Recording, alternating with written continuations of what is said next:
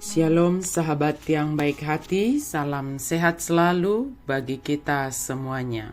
Marilah kita bersatu di dalam doa. Kasih karunia dan damai sejahtera dari Allah Bapa dan dari anaknya Tuhan Yesus Kristus kiranya menyertai kamu sekalian. Amin. Firman Tuhan bagi kita pada hari ini tertulis dalam kitab Ulangan 4 ayat 1 dan ayat 2, dilanjutkan ayat 6 sampai ayat 9. Kita baca secara lengkap di tempat kita masing-masing. Saya baca ayatnya yang kedua. Janganlah kamu menambahi apa yang kuperintahkan kepadamu, dan janganlah kamu menguranginya. Dengan demikian, kamu berpegang pada perintah Tuhan Allahmu yang kusampaikan kepadamu. Dan jadi abba amuna tuhata nau hutonahoni tuhamu, jaladang jadi orwamuna siani. Ikon radotamuna do, akatona ni jahuba di batamunai, nau hutonahoni tuhamu. Berpegang pada perintah Tuhan. Perintah atau dalam hal ini dikatakan Taurat Tuhan. Taurat adalah simbol kehadiran Allah. Maka dalam tabut perjanjian Allah itu ada ditempatkan di sana di dalamnya adalah Taurat, dan itu sebagai simbol kehadiran Allah. Kehidupan dan juga kita percaya bahwa kehadiran Yesus adalah sebagai penggenapan hukum Taurat Allah. Taurat menandakan kedekatan Allah kepada umatnya. Sebab pada saat itu tidak ada bangsa yang memiliki Taurat seperti Israel yang telah diberikan Tuhan dan sebagai bukti kehadiran serta kedekatan Tuhan kepada umatnya. Mendengarkan dan menerima ajaran dari Taurat Tuhan adalah kebijaksanaan bagi umat Tuhan. Setia dan berpegang teguh pada Taurat Tuhan dengan mengajarkannya, melakukannya, kemudian mewariskannya kepada generasi selanjutnya. Sebab itu adalah kehidupan. Sebagai bentuk bahwa kita tetap berpegang pada Taurat, pada perintah Tuhan, mari lakukan dan taati Taurat Tuhan dengan hati yang gembira, bukan dengan beban yang sangat berat. Sebab Taurat itu menghidupkan, bukan mematikan. Banggalah sebagai orang yang percaya, yang telah dibebaskan dan diampuni.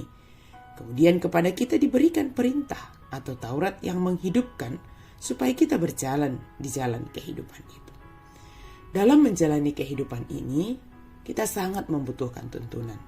Tanpa tuntunan, aturan, dan petunjuk, kita akan tersesat dan kemungkinan akan menghadapi lebih banyak rintangan. Seperti situasi jalan raya, jika tidak memiliki rambu-rambu lalu lintas yang jelas, maka keadaan akan kacau balau dan kemungkinan terjadi kecelakaan semakin besar. Dan membuat rambu lalu lintas tidak dapat setiap orang membuat aturan masing-masing. Tentu aturan di jalan raya dibuat oleh lembaga yang terkait yang mengurusi lalu lintas, sehingga tercipta keteraturan. Dalam hal ini Musa menyadari bahwa dia tidak akan ikut masuk ke tanah perjanjian, sehingga dia mengulang kembali segala ketetapan Tuhan menurut firman Tuhan, supaya umat Israel mengikuti setiap aturan, ketetapan yang telah Tuhan berikan kepada mereka. Sebab tantangan kehidupan di tanah perjanjian akan sangat banyak dari bangsa di sekitar, terlebih soal menyembah Allah dan tetap berada di jalan yang dikehendaki Allah. Setiap orang dengan teguh berpegang pada perintah Allah, firman Allah, maka hidupnya akan beruntung. Asal tidak menyimpang ke kiri dan ke kanan. Jalannya tetap lurus di jalan kebenaran firman Tuhan. Firman Tuhan bisa dalam bentuk ajaran, nasihat, hukum larangan, dan janji keselamatan dan berkat. Semua itu harus secara utuh kita terima dan lakukan dalam hidup kita. Supaya jangan keinginan daging yang menentukan firman yang boleh kita terima atau tidak.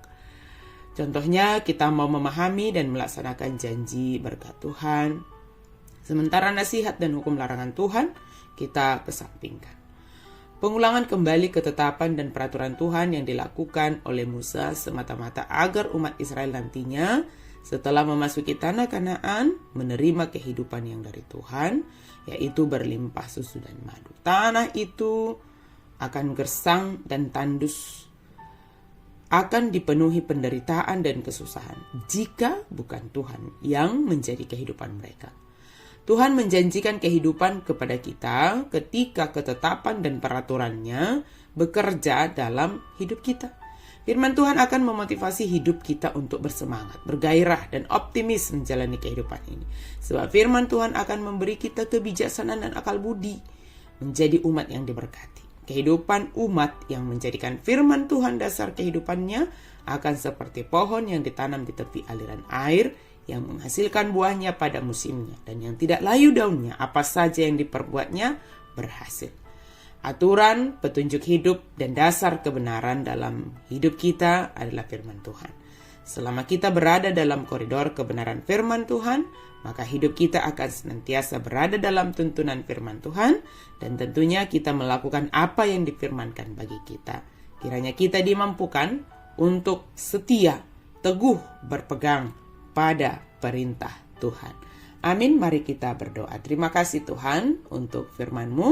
Kami sungguh bersyukur Tuhan, Engkau mengingatkan kami untuk melakukan, berpegang teguh kepada perintah-Mu, kepada apa yang Kau firmankan kepada kami Tuhan. Ajar kami, mampukan kami Tuhan untuk taat sepenuhnya dan melakukan perintah Tuhan, dan kami boleh mengajarkannya, boleh mewariskannya kepada keturunan kami. Firman-Mu adalah kehidupan kami. Dalam nama Yesus kami berdoa dan bersyukur. Amin.